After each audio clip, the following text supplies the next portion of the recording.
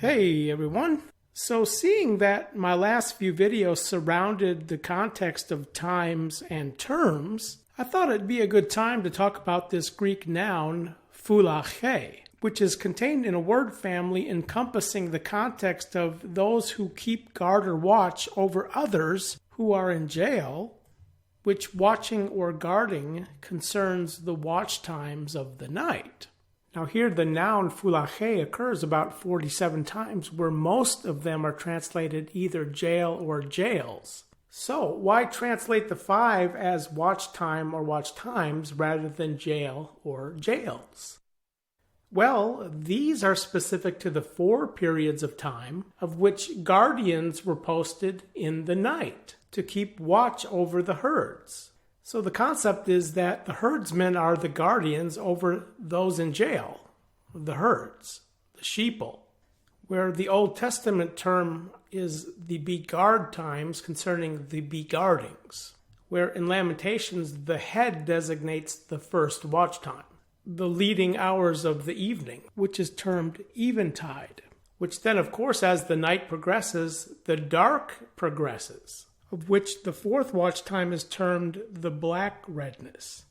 Which brings us to Mark 13:35, where Jesus outlines the watch times according to his coming, which of course the head of the beguard times or watch times is eventide, where midnight then is the middle of the night as seen in the parable of the 10 virgins, where the cock's voice concludes the 3rd watch time leading into the 4th. Where, of course, 6 a.m. then concludes the watch times into the morning. So the watch times have everything to do with the coming of the Lord, where, let me clarify, the not perceiving here is to a specific audience, where now we can perceive in answering the many questions which I'll talk about in a moment.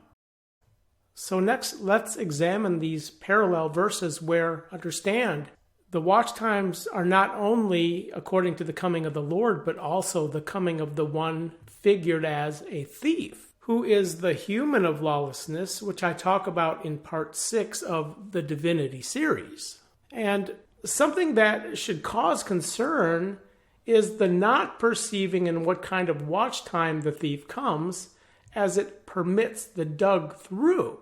Now, when we consider the parallel verses of Luke chapter 12, the context concerns the small herdlet, the fearing small herdlet, which points to Luke 2:8, revealing that the herdlet are jailed, while others have become guardians, all in accord with the watch times, which absence of a 1st watch time as well as a 4th should start to cause questions.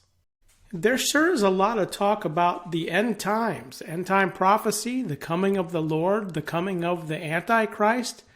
but there's no talk about the watch times, which have everything to do with the last days. And I think there's some serious questions that we need to begin to ask and seek answers for, such as why Jesus skips from eventide right to midnight in Mark 13:35, where eventide or 1st watch time is not mentioned in Luke, where the 2nd and 3rd watch time is mentioned, but not the 4th. And why does Luke only mention the specific hour concerning the thief, where in Matthew it's the wider perspective of the watch time? And what is the dug through for not perceiving what kind of watch time or hour the thief comes? And as it goes for cock's voice, what is the significance of Peter's thrice denial, where no 4th watch time is mentioned according to Bliss? And of course, my questions are rhetorical because the answers are found in the Word of God, for those bearing the teaching being healthy. So to wrap up this video, I do pray that the fearing small herdlet will become ones having been girded and their lamps made to be burning, which verses here in Luke chapter 12 have everything to do with the watch times as spoken in parables, which are given for wisdom and knowledge, that one may be ready and receptive to enter the wedding according to the understanding of the questions encompassing the watch times,